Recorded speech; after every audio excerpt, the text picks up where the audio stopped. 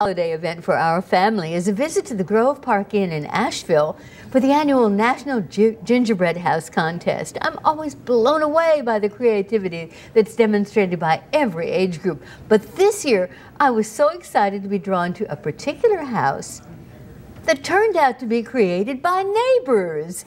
Rita Adams and her husband Monte of Ringgold. We are so pleased to welcome Rita today. Thank you very much for joining us. Rita, I tell you what, I have never seen such gorgeous edible art in my life as we see every year at the Gingerbread Contest.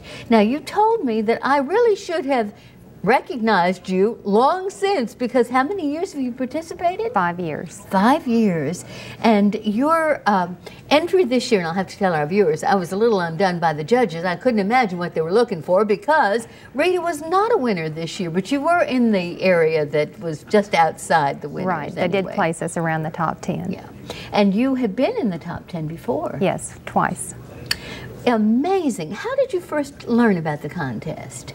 The Grove Park Inn contest I actually heard about 6 years ago when I was researching more in-depth gingerbread houses for competitions. Had you made them before? We had competed in Atlanta.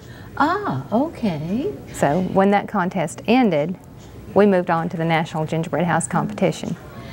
And how long does it take you to come up with an idea, a concept, and then to make it go from concept to We think about it all year long. Do you really? What are your inspirations? Now, the ones that I've seen of yours have been houses that were Victorian. Right. And is that a period that you're particularly interested in? It is. It is. I grew up around the Bay Area in California. Ah. So when I would visit on vacation with my husband, we would always travel the local areas and take pictures. So we try to pull from our file that we have and replicate one of the houses. Amazing. Isn't that funny that something like that has turned out to be a resource for you? It has. That's terrific.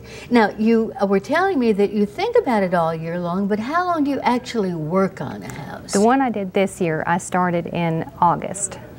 I baked the gingerbread over a month long. We both work full time, so in my spare hours, I accumulate doing small things at a time. Okay. So it takes about a full day to bake just 2 sheets of gingerbread. Wow. As Don pointed out a little bit ago, though, this one really doesn't have a fragrance right now. I'll have to dispute Don on that, but it would. Your house would be filled with gingerbread from August on, that wonderful fragrance of gingerbread. Overall, it takes about 300 to 500 hours per house. 300 to 500 hours. Amazing. Yeah, we're committed to it. There's no time off. No vacation, no rest for the weary, huh? Not during the fall. Well, you have, tell us a little bit about the detail of this house, which is so spectacular. This house is actually from the 2010 competition, and the trees are of ice cream cones, iced with fondant, cut with scissors. I implement sewing tools into my gingerbread houses. The finer the tools, it's easier to work with the small pieces. Yeah. The people are? They're made out of gum paste and fondant. Okay. Now, all of this has to be edible, as I understand it. Every piece is 100% edible. For this competition, you can't have any candies wrapped, no sticks. It's all 100% edible. And if you could see, ladies and gentlemen, I don't think you can, maybe you can, but the windows even have draperies or window treatments, and there are icicles hanging from the roof. It's just amazing and perfectly beautiful. And are you going to enter this year? Yes, this year is their 20th year anniversary, so I plan to enter.